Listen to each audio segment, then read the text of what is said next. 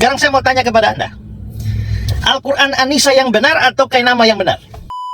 Ya, saudara, ada satu penyesalan saya sebenarnya di dalam perdebatan lawan Kainama kemarin tuh ya. Saya biasanya kalau habis debat begitu ya, saya tuh pulang saya susah tidur. Kenapa? Karena saya mikir banyak. Mestinya tadi saya ngomong begini ya, mestinya begini ya, mestinya begini ya. Ya, kita kalau berada di dalam suatu perdebatan begitu kan ya, tentu ada banyak hal yang kita pikirkan. Bagaimana kita memikirkan strategi menjawab argumentasi lawan, bagaimana kita mempunyai strategi di dalam menyerang lawan. Nah, dan ada banyak hal yang kadang-kadang begitu masuk. Nah, kita dalam waktu yang singkat itu harus menjawab ini, sehingga kadang-kadang ada hal penting yang terlupakan atau terlewatkan. Dan itu yang kadang-kadang bikin saya nggak puas. Kalau sudah selesai debat dan mikir kemarin, mestinya tadi begini ya, tadi begini ya, tadi begini ya. Nah, jadi setelah saya mikir kembali itu memang ada penyesalan saya satu. Sebenarnya ada hal penting sekali yang saya lewatkan. Apa itu?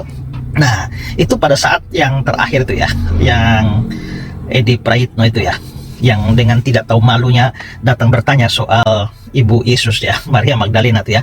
Tapi bukan itu yang mau saya soroti. Dia kan datang dengan membawa surat An-Nisa. Ya, surat An-Nisa yang berisi perkataan atau penjelasan bahwa sebenarnya bukan Isa atau yang mereka anggap Yesus itu yang disalibkan, tapi orang lain yang diserupakan, lalu Allah mengangkat Isa sehingga Isa tidak jadi disalibkan. Nah, yang saya sesalkan itu apa? Mestinya begini. Pada waktu dia ngomong semacam itu, saya akan suruh dia untuk, Pak, tolong Bapak bacakan surat An-Nisa di sini. Nah, lalu dia akan bacakan kan. Nah, setelah dia baca, saya akan tanya, Pak, menurut surat An-Nisa Al-Quran Anda itu Yesus disalibkan atau tidak? Nah, dia baru habis baca. Pasti dia akan bilang, ya, Yesus tidak disalibkan, tapi diserupakan. Nah, lalu tadi Pak Kainama itu berkata bahwa Yesus disalibkan, hanya tidak mati. Sekarang saya mau tanya kepada Anda, Al-Quran An-Nisa yang benar atau Kainama yang benar? Kalau An-Nisa benar, maka semua omongan yang Kainama bahas dari awal bahwa Yesus tidak mati, semua omong kosong. Dan kalian semua di sini sedang yang mendengar satu penipuan dari Kainama yang melawan Al-Quranmu sendiri. Tapi kalau kalian setuju dengan Kainama, maka kalian harus terima bahwa Al-Quranmu salah. Pilih mana? Nah, mestinya saya sodok begitu di leher dia, tapi saya sesalkan itu terlewatkan ya. Ya, karena kalau tidak itu skakmat yang tidak bisa bikin mereka bergerak. Ya, itu kiri kanan hancur. Ya, mau pilih Kainama benar, Al-Quran salah, ya itu menghantam mereka sendiri. Ya, dan menghantam seluruh Islam. Dan itu tidak mungkin mereka pilih. Tapi kalau mau memilih Al-Quran, maka mereka harus setuju bahwa Kainama ngomong tadi salah dan itu menyalahi ajaran Al-Quran sendiri.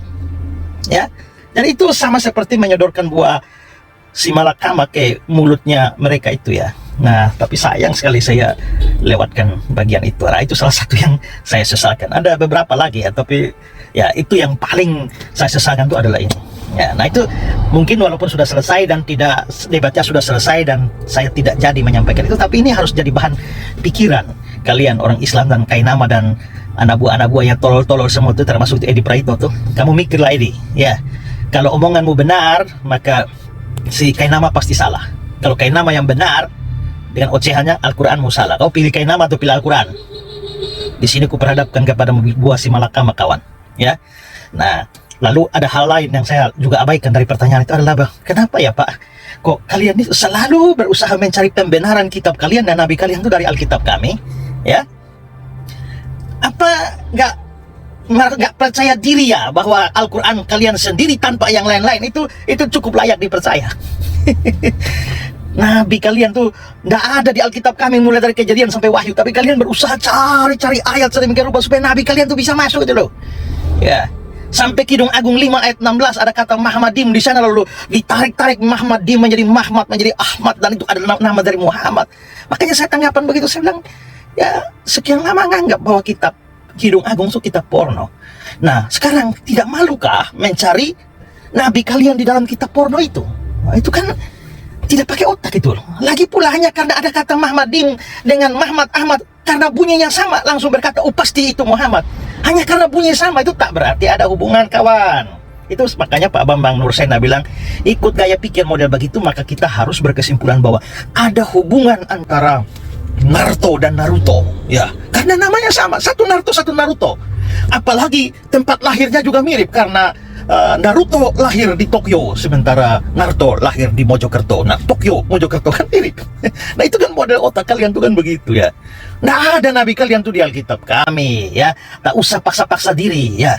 Karena kami tidak menganggap bahwa nabimu itu adalah nabi kami atau dalam jajaran nabinya Tuhan yang diutus ke dunia. Tidak ada ya. Nah, karena itu jangan paksakan diri. Juga Edi Praitno, jangan paksakan tuh Anisamu masuk di Injil Yohanes, gak nyambung gitu loh. Ya. Nah, itu mestinya dua hal itu bisa saya hajar dia pada hal itu, tapi ya itu saya lewatkan, jadi saya nyesel itu. Ya. Ya, tapi ya semua dalam kendali Tuhan. Jadi ya mungkin Tuhan tidak kehendaki hal itu diomongkan hari itu. Ya, gak apa-apalah, tapi saya jelaskan ini supaya saudara makin mengerti bahwa pilihan mereka sulit. Pilih Al-Quran, harus akui Kainama salah. Kalau pilih Kainama benar, harus menerima bahwa Al-Qurannya yang salah. Pilihan di tanganmu, pilih manapun, mati kau.